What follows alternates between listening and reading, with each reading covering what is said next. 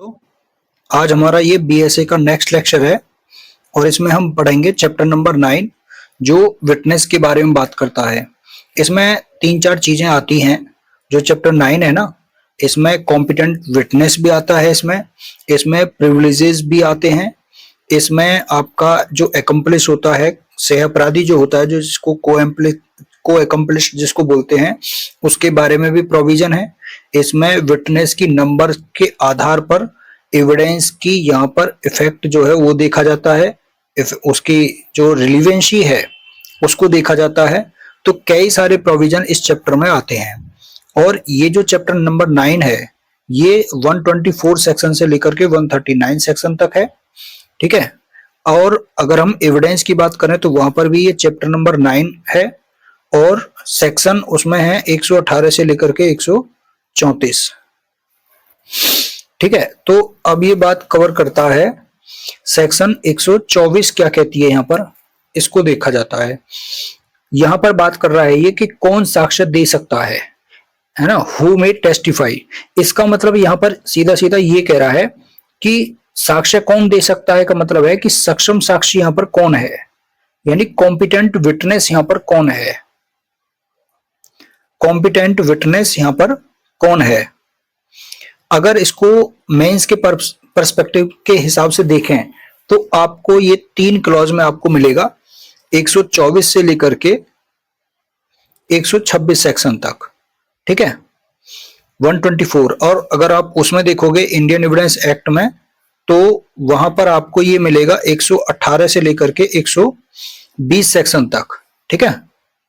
और यहाँ 124 से लेकर के 126 सेक्शन तक आपको यहाँ पर मिलेगा। तो आपको जब भी क्वेश्चन आएगा कि सक्षम साक्षी कौन है या कॉम्पिटेंट विटनेस कौन है, तो आपको 124 से 126 तक लिखना है, ठीक है। उसमें केस लॉ है और बाकी ये तीनों सेक्शन आपको यहाँ पर लिखनी है। अब जो 124 है यहाँ पर जो कह रहा है कि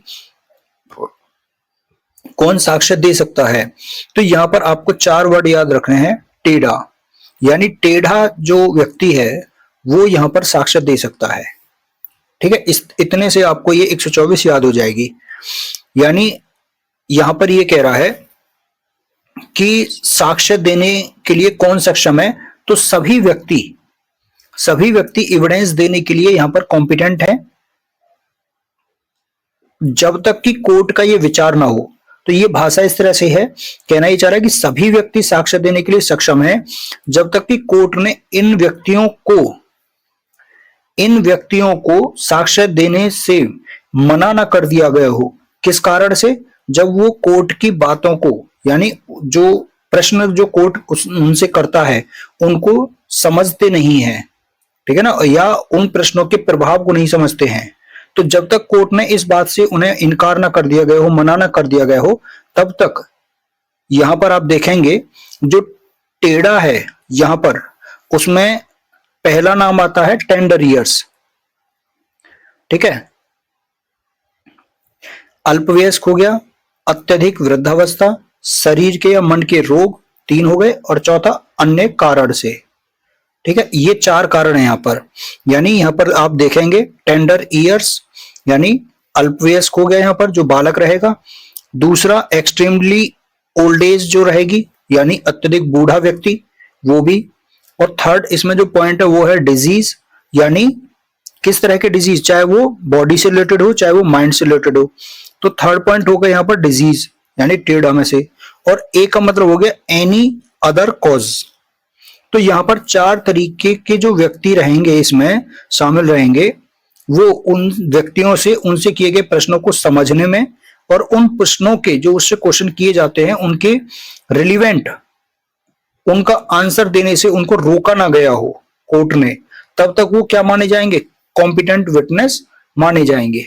तो एक तरह से यहां पर इनको कॉम्पिटेंट विटनेस माना गया है।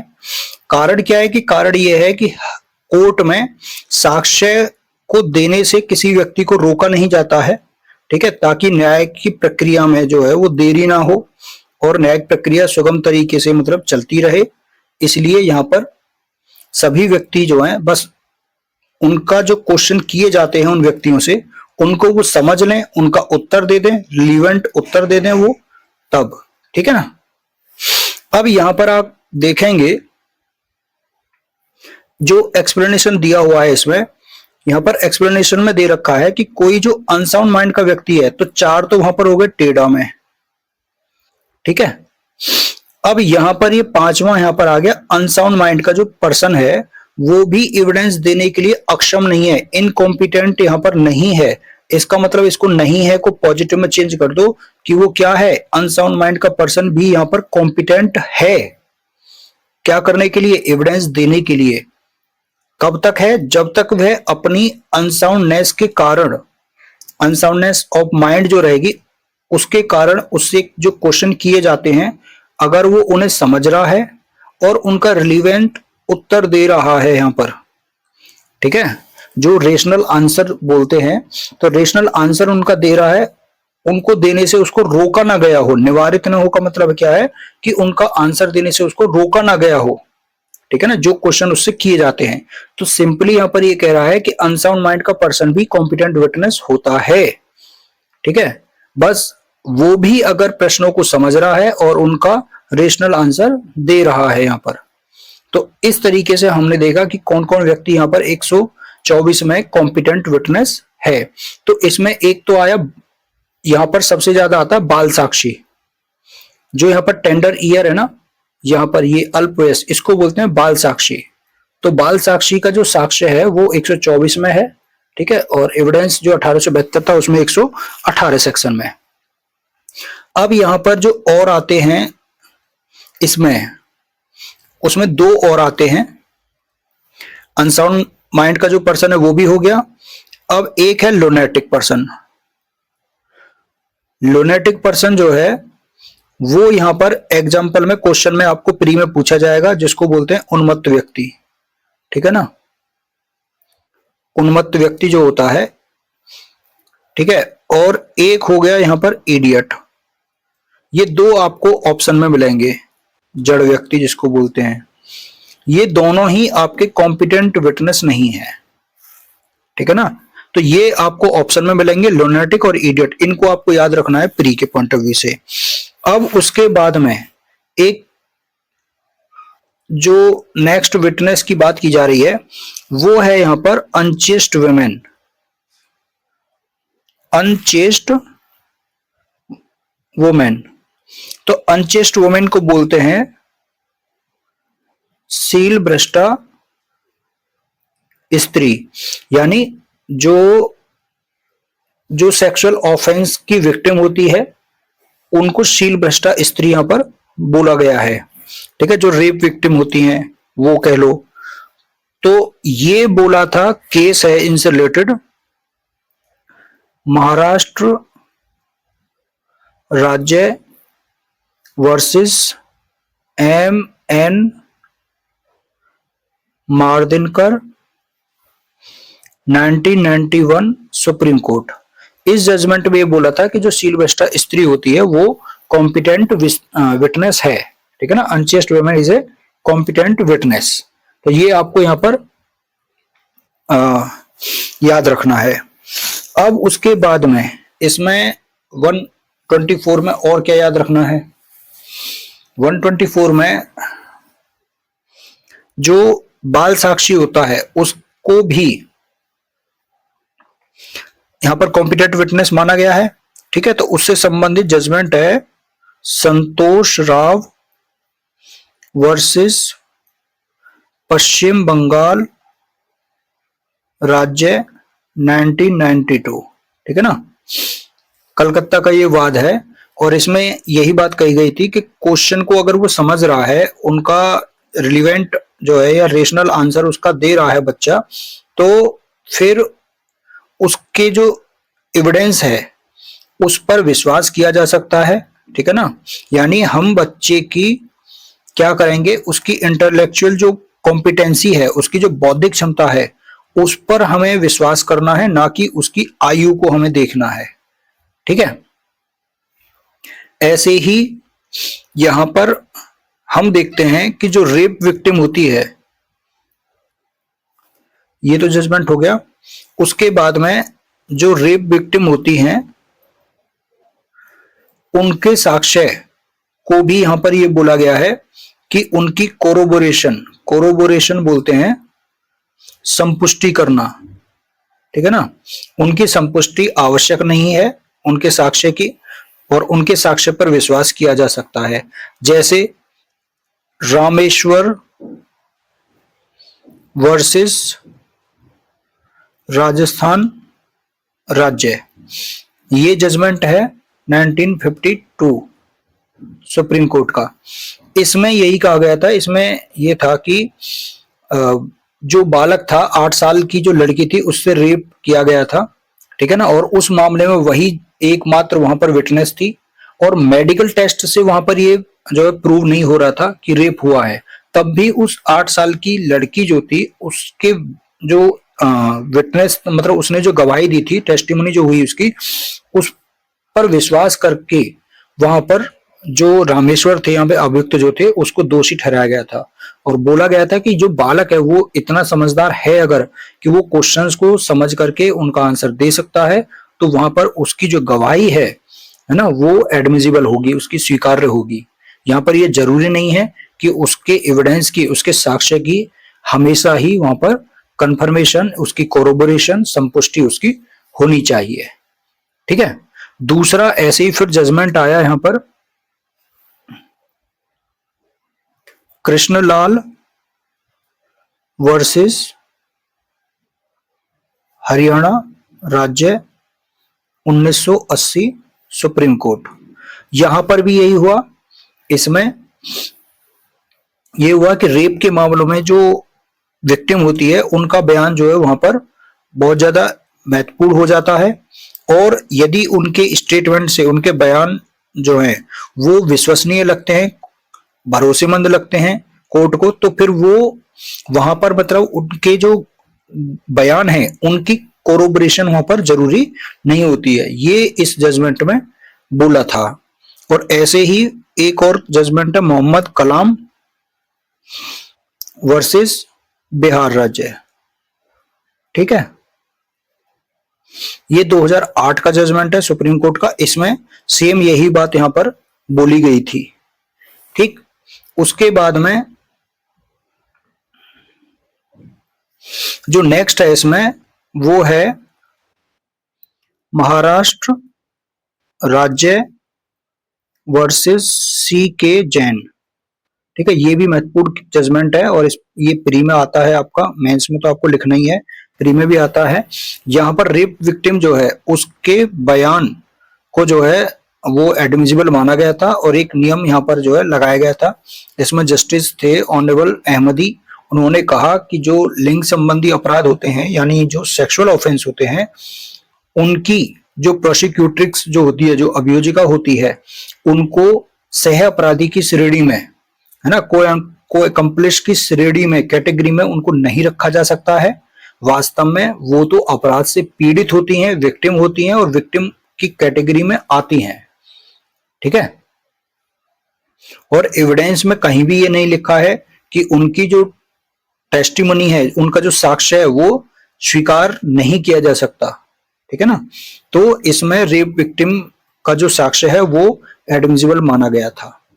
तो यहां पर हमारा ये जजमेंट है 118 से संबंधित। अब इसमें कुछ जो जजमेंट आते हैं वो आते हैं लेटेस्ट, ठीक है। तो कुछ जो लेटेस्ट जजमेंट है उनको हम देख लेते हैं। एक तो जजमेंट है इसमें आपका प्रदीप वर्सेस हरियाणा राज्य 2023 सुप्रीम कोर्ट। इसमें तो नेगेटिव बात बोली गई थी। नेगेटिव बात ये बोली गई थी कि जो चाइल्ड विटनेस होता है, जो बाल साक्षी होता है, इसमें ये बोला था कि तो उस जो चाइल्ड विटनेस होता है ना, उसको सिखाया जा सकता है, पढ़ाया भी जा सकता है। तो सिखाने पढ़ाने की जाने की संभावना से इनकार नहीं किया जा सकता, है ना। और उसके साक्ष्य का, उसके एविडेंस का ना तो ही कोई यहाँ पर सपोर्ट है, यानी कोई भी समर्थन है, ना ही उसकी कोरोबोरेशन थी। और इसी तरह से जो प्रोसिक्यूशन था उसके मामले में प्रोसिक्यूशन के द्वारा जो पक्ष रखे गए थे, अपनी तरफ से जो फैक्ट रखे गए, उनमें भी काफी वहां पर फॉल्ट थे, काफी मिस्टेक्स थी।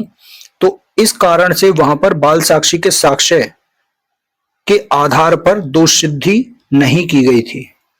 ठीक है, जस्ट इसका जो अपोजिट था वो था फिर मध्य प्रदेश राज्य वर्सेस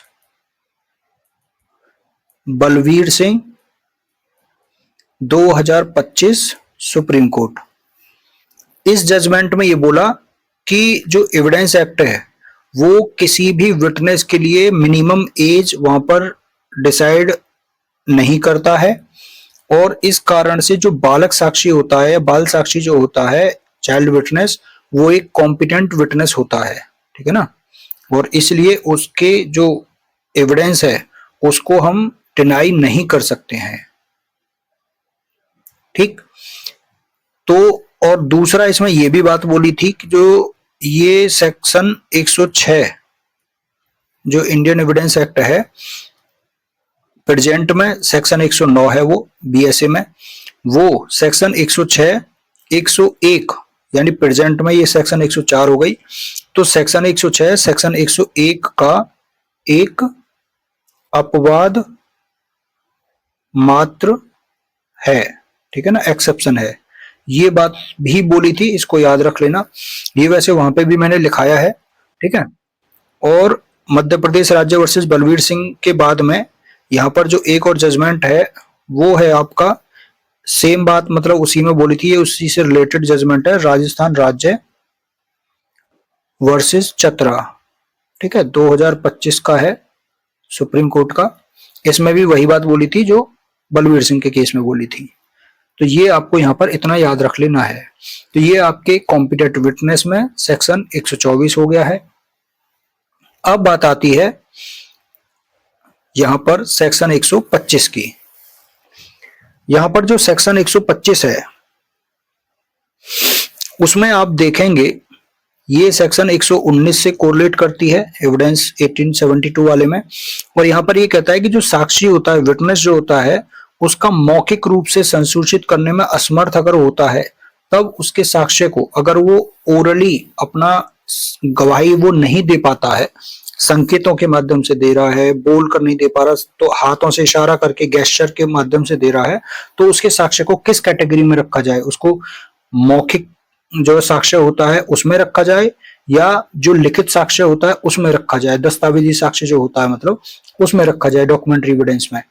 तो यहां पर ये बात बोली थी कि ऐसा कोई विटनेस है जो बोलने में असमर्थ है। बोलने में असमर्थ क्या हो गया, मतलब क्या हो गया? इसका मतलब वो गूंगे बहरे व्यक्ति जो होते हैं उनके साक्ष्य की बात की जा रही है। तो डायरेक्ट अगर क्वेश्चन पूछा जाता है कि गूंगे बहरे व्यक्तियों का साक्ष्य कहां पर है, तो सेक्शन 125 में। तो ऐसा कोई विटनेस है जो बोलने में अनेबल है, ठीक है ना, और वो अपने एविडेंस को अन्य तरीके से, जिसमें वो उसे इंटेलिजिबल का मतलब है कि उसको वो बोधगम्य बना सकता है, सुगम बना सकता है, आसान बना सकता है, कोर्ट को जो समझ में आ जाए। अब आसान कैसे बना सकता है? जैसे कि वो उसको लिख करके, है ना, जो बोलने में असमर्थ है साक्षी, वो लिख करके या फिर अपने साइन के द्वारा कोई भी संकेत बना सकता है, चिन्ह, संकेत चिन्ह बना सकता है। इस तरीके से वो अपना क्या कर सकता है, एविडेंस वहां पर दे सकता है। लेकिन ऐसा जो लिख करके या संकेत चिन्ह के माध्यम से खुले न्यायालय में लिखे और किए जाने चाहिए, यानी जो ऐसा जो एविडेंस वो देगा वो ओपन कोर्ट में होना चाहिए, ठीक है। और इस प्रकार जो दिया गया साक्ष्य होता है, एविडेंस जो होता है, वो कैसा माना जाएगा? मौखिक साक्ष्य। तो एक क्वेश्चन पीढ़ी का यहां से ये बन गया कि गूंगे बहरे व्यक्ति का साक्ष्य या जो बोलने में असमर्थ व्यक्ति होता है वो अपना साक्ष्य लिख करके या संकेत चिन्ह के द्वारा देता है, तो उसके साक्ष्य को माना जाएगा ओरल एविडेंस, यानी मौखिक साक्ष्य है, ठीक है। तो ये सेक्शन आपकी यहाँ पर गूंगे बहरे व्यक्तियों के संबंध में बात करती है। अब नेक्स्ट जो सेक्शन आपकी रहेगी, इसमें ये और कह रहा है, यहाँ पर आप देखेंगे इसमें एक प्रोवाइजो लगा है, वो ये कह रहा है कि यदि जो विटनेस है वो मौखिक रूप से यानी ओरली वो कम्युनिकेट जो है नहीं कर पा रहा है कोर्ट को, तो कोर्ट क्या करेगा? कोर्ट किसी ट्रांसलेटर की या इंटरप्रेटर जो होता है उसकी, या कोई जो विद्वान होते हैं है ना, उनकी, चाहे वो आपके एक्सपर्ट हों या फिर आपके जो हैं वो एजुकेटर हों, टीचर हों, है ना, शिक्षक जिनको बोलते हैं, उनकी सहायता ली जा सकती है और उनका जो स्टेटमेंट रहेगा ना, उनकी वीडियो रिकॉर्डिंग भी साथ में की जाएगी। यहाँ पर ये बात और कही गई है। अब उसके बाद में यहाँ पर जो नेक्स्ट सेक्शन है वो है सेक्शन 126। सेक्शन 126 आपकी 120 जो एविडेंस है 1872 उससे कोरिलेट करती है यहाँ पर। अब सेक्शन 126 ये क्या कहती है, ये कहती है कि कुछ मामलों में पति और पत्नी की साक्षी के रूप में सक्षमता,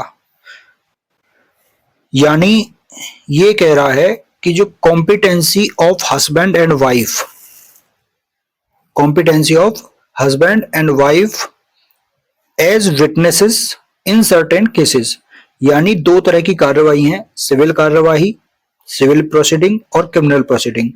तो जितनी भी सिविल प्रोसीडिंग रहेंगी उनमें वाद के पक्षकार, ठीक है, उनमें वाद के पक्षकार और वाद के पक्षकार का पति या पत्नी ये क्या होंगे, कॉम्पिटेंट विटनेस होंगे।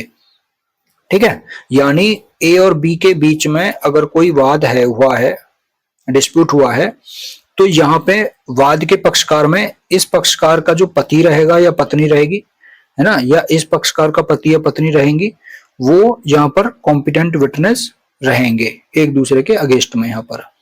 ठीक है, अब यहाँ पर जो सेकंड कह रहा है कि किसी व्यक्ति के विरुद्ध क्रिमिनल प्रोसीडिंग्स में ऐसे व्यक्ति का क्रम से पति या पत्नी सक्षम साक्षी होंगे। तो क्रिमिनल प्रोसीडिंग में ए और बी, मान के चलो ये हस्बैंड है, ये वाइफ है, तो ये एक दूसरे के अगेंस्ट में क्या माने जाएंगे, कॉम्पिटेंट विटनेस यहाँ पर माने जाएंगे। ठीक है, यानी आपने देखा होगा कि जैसे पति पत्नी को एक व्यक्ति माना जाता है, ठीक है, लेकिन यहां पर पति पत्नी यानी जो हस्बैंड वाइफ हैं, स्पाउस जिनको बोलते हैं, वो पति पत्नी एक व्यक्ति होते हैं, ये एक नियम है, एक व्यक्ति होते हैं। ठीक है, ये एक नियम है। तो इस नियम का एक्सेप्शन है, अपवाद है सेक्शन 126। ठीक, अब इस 126 का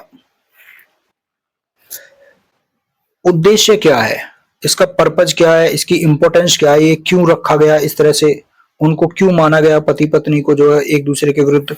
इसका कारण ये है कि जो भारतीय कानून है ना, भारतीय जो विधि है, भारतीय कानून है, यहां पर अगर किसी को जस्टिस चाहिए तो वहां जस्टिस महत्वपूर्ण रहता है। ठीक है ना, और जस्टिस महत्वपूर्ण होने के लिए वहां पे सत्य का सामने आना कोर्ट के वो जरूरी होता है। अब वो सत्य जो है, वो सच जो बोल रहा है, वो पति है या पत्नी है, यहां पर ये महत्वपूर्ण नहीं होता है। ठीक है, जस्टिस होना चाहिए। ठीक, अब यहां पर जो अंग्रेजी कानून होता है, जो अंग्रेजी कानून होता है, अंग्रेजी विधि जो होती है, इंग्लिश लॉ जो होते हैं, कॉमन लॉ जो होते हैं, वहां पर जो हस्बैंड वाइफ होते हैं वो वहां एक दूसरे के खिलाफ जो है ये यहाँ पर क्या गवाही नहीं दे सकते, यहाँ पर यानी एविडेंस यहाँ पर वो नहीं दे सकते हैं, क्योंकि वहां पर अंग्रेजी लॉ में पति पत्नी को एक ही व्यक्ति माना जाता है। ठीक है, तो इसलिए यहां पर ये भारतीय लॉ में ये जो नियम है ये स्वीकार्य नहीं है, तो इसका एक्सेप्शन यहां पर रखा गया है। ठीक है, 120 में जो एविडेंस 120 है यानी 126 है आपका।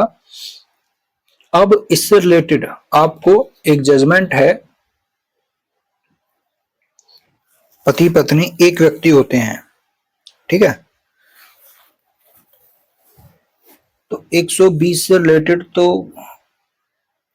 इसमें तो खैर कोई जजमेंट आपको नहीं मिलेगा। एक जो 118 से मतलब 124 से रिलेटेड, वहां पर 124 नहीं 119 से, यानी 25 से। दोनों सेक्शन को मैं साथ में बोलता हूं, ठीक है, ताकि आपको दोनों से कोरिलेशन में आपको जल्दी से याद हो जाए, इस वजह से। तो जो गेस्चर के संकेत चिन्ह के माध्यम से,